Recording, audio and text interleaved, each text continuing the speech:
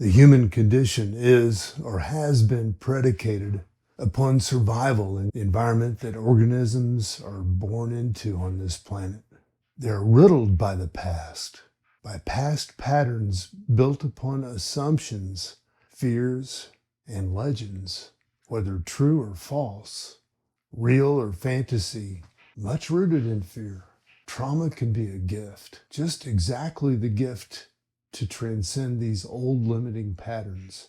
Of course, we have an entire means of survival built on those old patterns. The Constitution of the United States promises freedoms which have never been realized and continues to fuel a stream of dreamers to bring their bodies and families to the promised land. From inside the U.S., it seems chaotic. Having been outside it plenty myself, I can say there are some wonderful benefits to this bubble created here. Although, truth be told, it's much created with a fierce threat of violence against humanity that builds a wall against the tyrannies and atrocities occurring across the globe, where the other 96% of humanity fight, envy, steal, love, and struggle in more real ways than that from inside the bubble here. The bubble is not a delusion. It is real. It's just as real as the speed bump in the road, those humps that force you to slow down or damage the suspension in your car. The fear of dominance and ultimately of consequence, of pain and loss, of the brutalization of children, your children, their rape and torture and enslavement lie at the heart of the abyss, that hand on the lever of human behavior. Now, what do we do? Knowing this, how do we deal with this knowledge with dignity, honor? Dare we do that with love? Whether I'm reading this, which I have written, or delivering it directly into the machine for you to watch, the real choice is in your sphere. Is this knowledge or is this entertaining? Is this matter bigger than you? So much bigger that you feel helpless and out of control? So much you deny the issue and walk away, never to deal with it? Let me tell you, there is something you can do with that powerlessness. It's called something you may hear from ancients, from a few therapists, or maybe even a few old doctors who have realized that the Band-Aids don't work. We're killing ourselves with Band-Aids and inventing more Band-Aids to cover up the fact the patterns we learned early on were flawed. The key, if you care, is to feel deeply, to find ways to express those feelings, to allow those parts of you that have absolutely no control to heal, to have a chance to transcend the traps of the conditioning that has evolved around us. Now, do not be mistaken. We should bear great gratitude for much of the conditioning, for it is only through the advantages offered in the bubble and through technology that we can see clearly enough to escape the programming that is trapping and destroying us.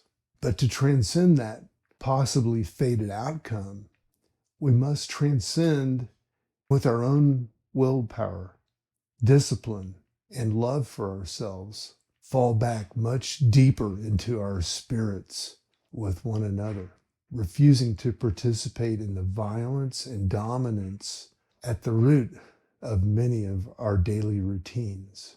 With momentum of our common spirit, and by reaching into the eyes, the souls of others you may encounter from moment to moment, such a platform for the common human spirit lays right before us. It, as well as thousands of unrecognized forces and bodies, angels and demons, have always filled our lives, and thank goodness, the failures of every mentally derived plan fail multiple times every day, and we cover those failures, cover them up with our arrogance. As we recognize how true this is, often through trauma and by accident, by watching our experiments to contrive or control circumstances, we see how powerless we really are and how little we really control. But the power in the message is that we are actually still here in spite of the delusions and the imperfections, which gives rise to the question, if we face these delusions and deal with the abyss from which we create our realities, can we do better? So how do you feel about that? Does that make you feel better about your PTSD or the trauma that you've been through? Is it shocking to consider that everything that was formed in your early childhood to help you survive here, all the beliefs, all the biases, all the opinions, all the education was maybe for naught? There are many civilizations that have been destroyed in the past. When I became a petroleum engineer and studied geology and the history of the earth through the eye of science, it racked my brain. I was raised with some contradictions. I was raised by some American Indian people who had this love of nature and the land and struggled to conform with many of the capitalist.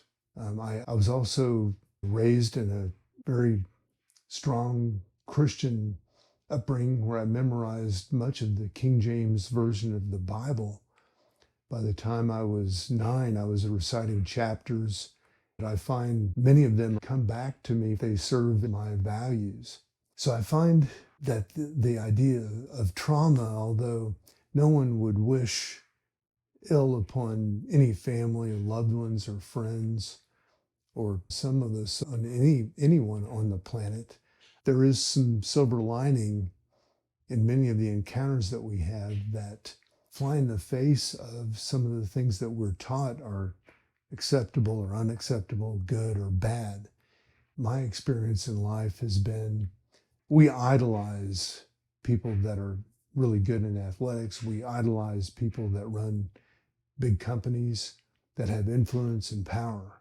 And we idolize people that fit some idea of perfection that was formed falsely in many cases in our childhood. That idolization continues to feed a falseness in our society and an abandonment of ourselves.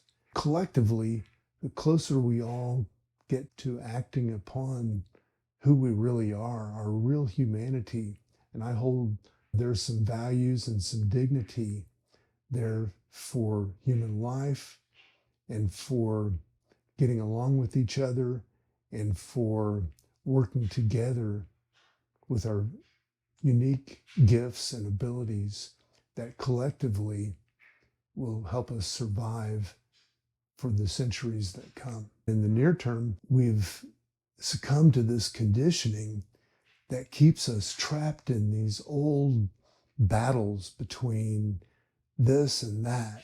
And to transcend that, we have to go deeper into ourselves, into our feelings, and into our own bodies with things that we've left behind and forgotten.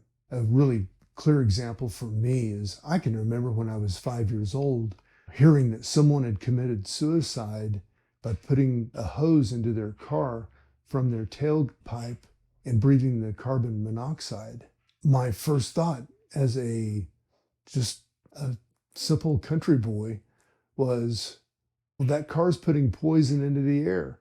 That's going to hurt the earth. We're all breathing this stuff. I think the common thought was, this is so big of a planet and the atmosphere is so big that it's never going to really come back on us. Well, 50 years later, we're seeing the climate change and we're seeing pollution all around us, as well as even plastics that are making their way into our DNA or into our bodies. Science is just now realizing the impact of some of these, what I was generally referring to as Band-Aids. They may make life simpler or easier in the moment, but there's a price to pay on down the road. So that sounds doomsday-ish without a glimmer of hope in what I'm beginning to understand better myself and wishing to share with some of you, that we can transcend that by going deeper within ourselves. These paths have been paved before. Our early ancestors who began shaping the conditioning that we've all inherited, they had access to much more of our bodies and our perceptions and sensations, and they paid attention to themselves. It's not like I need a book report or a government to tell me that the litter on my lawn is not helping improve the fertility of soil, or that the food that makes me feel swollen and gives me pain, but makes me really happy when I eat it, that there's something wrong there. My point is, with our own self-discipline and willpower, and collectively by finding a way to connect with each other and hold each other's hands through this, we can build a community that will transcend the circumstances and the conditions that have formed over the years around us. I'm Mark Roach. I hope you like this channel. Give the video a thumbs up and subscribe, and tell your friends who might enjoy this kind of content all the best.